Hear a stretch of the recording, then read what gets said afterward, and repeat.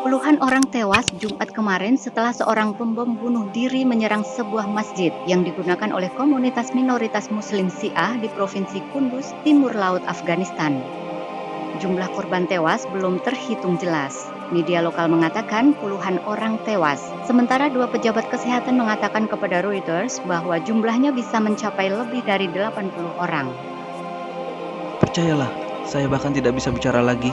Saya tidak bisa beritahu Anda berapa banyak mayat yang telah saya pindahkan di kendaraan saya. Tidak ada ambulans. Semoga Tuhan merahmati semua muslim. ISIS mengaku bertanggung jawab atas ledakan itu. Kekerasan hari Jumat adalah serangan ketiga di Afghanistan dalam minggu ini terhadap sebuah lembaga keagamaan atau rumah ibadah.